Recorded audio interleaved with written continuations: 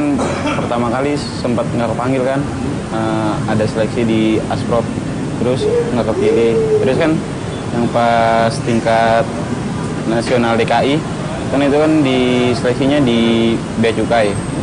Di situ ada klub saya ya, BTV kan, yang seleksi timnas yang DKI itu diadu sama Bina Taruna. Nah, habis itu kan Indra Syafri kan, coach Indra Syafri kan ngeliat sendiri saya. Habis game itu langsung saya dipanggil ke suruh ikut timnas. Saya juga kaget, langsung bisa kepanggil aja gitu.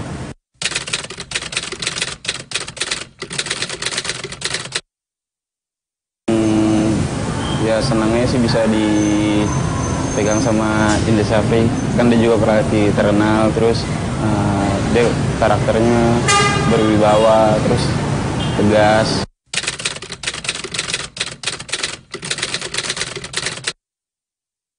Ya ada salah terus dia langsung tegasin gitu.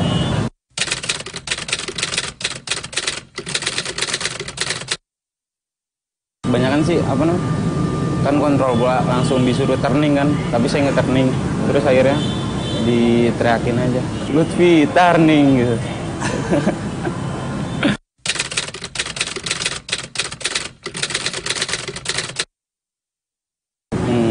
Permainan sepak bola saya makin meningkat aja kualitasnya, teknik, skill, fisik juga, sama kekompakan di luar sama di dalam lapangan, saling ngingetin juga satu sama lain.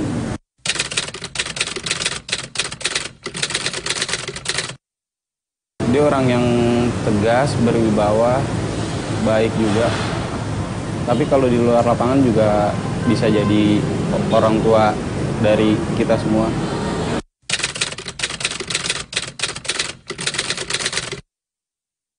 Harapannya bisa jauh lebih baik lagi, terus sama bisa membawa Indonesia juara.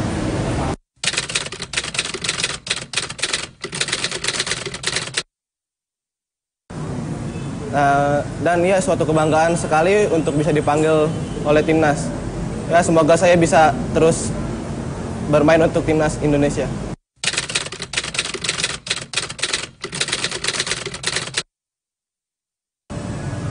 Ya pertamanya saya mendapat panggilan dari pemain luar, itu dipanggil untuk seleksi di Atang. Ya dari situ saya mulai berlatih. Saya lebih lagi untuk latihan tambahan waktu masih di luar sebelum dipanggil.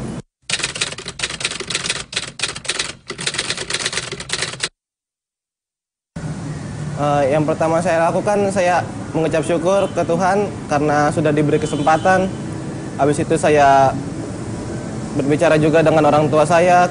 Kita sempat ngumpul, kita berdoa semoga saya bisa lolos terus. Dan ya puji Tuhan saya bisa di sini.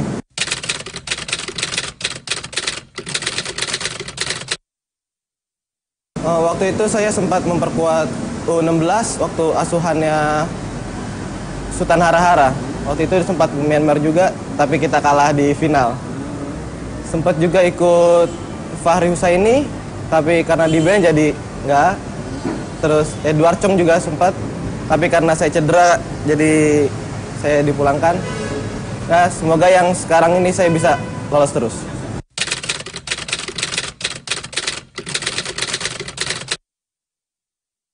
Saya sudah dilatih beliau dari bulan Juli awal sampai sekarang. Banyak kemajuan menurut saya dalam diri saya, seperti fisik juga lebih kuat lagi, skill individu juga banyak yang dilatih di sini.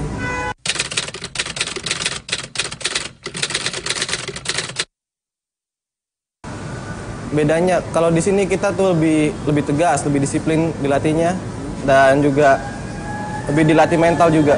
Iya, mental. Kita harus punya mental juara. Meskipun kita kalah, kita juga harus mental juara supaya kita tuh nggak kelihatan seperti tim-tim yang kurang gitu. Kita lebih ditekankan untuk latihan kolektif.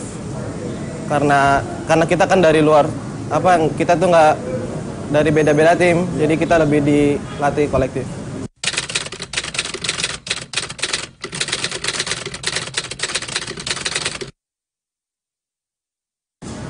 Beliau itu pelatih yang berwibawa, yang tegas, pelatih bagus juga dia.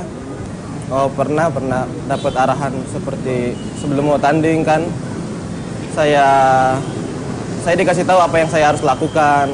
Waktu latihan juga sering kok. Menurut dia saya punya crossing yang cukup bagus. Nah, saya harus asah lagi itu supaya jadi kelebihan saya.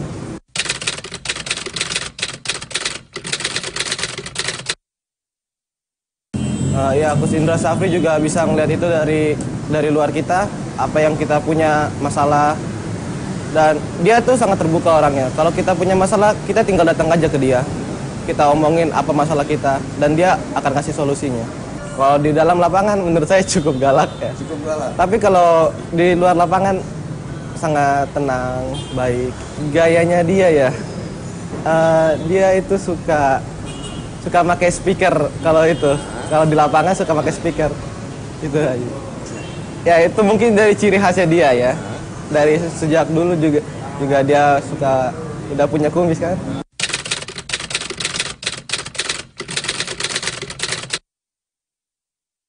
Ya semoga saya, teman-teman dan pelatih-pelatih juga, semoga kita bisa lolos ke Piala Dunia dan kita juga semoga memenangkan Piala Dunia itu.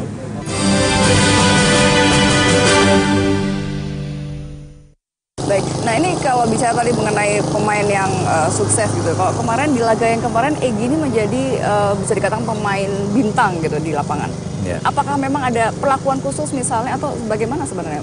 Oh itu yang nggak boleh. Jadi kalau kita mau membangun satu tim, Iya. saya nggak ada pernah membedakan satu pemain pun. Dimanapun saya berada, di klub profesional Bali United pun, pemain asing untuk saya, pemain lokal untuk saya sama aja. Semua Perlakuan sama sama aja. Saya nggak pernah membeda-bedakan. Karena yang kita bangun adalah tim, nggak bisa individu. Gitu. Oke. Contoh sekarang Egy nggak akan bisa dia main tanpa supporting 10 pemain yang lainnya. Yeah. Dan itu mereka tahu sendiri. Dan pemain-pemain lain juga nggak pernah merasa iri, nggak pernah merasa tidak saya perlakukan sama. Oke, baik. Ada pendekatan khusus kepada para anak didik ini, Coach? Setiap pemain saya melakukan pendekatan yang berbeda. Jadi sekarang masing-masing pemain pasti berbeda. Ya, saya tahu persis bagaimana memperlakukan si A, bagaimana memperlakukan si B. Ada yang boleh intonasi kita tinggi, ada yang dengan cara yang lebih lembut. Saya tahu persis sekarang. Pernah ada konflik nggak sih para anak didik ini, kemudian ada yang misalnya mengadu kepada, ini kan karena mungkin laki-laki ya, bukan seperti perempuan yang bisa curhat atau segala macam, tapi ketika mereka ada konflik, ada masalah keluarga misalnya, apakah pernah berbicara dengan coach atau mereka menyelesaikan sendiri atau bagaimana? Yang langsung kadang-kadang mereka jarang ke saya. Tetapi saya punya orang, staf saya ada sekitar 13.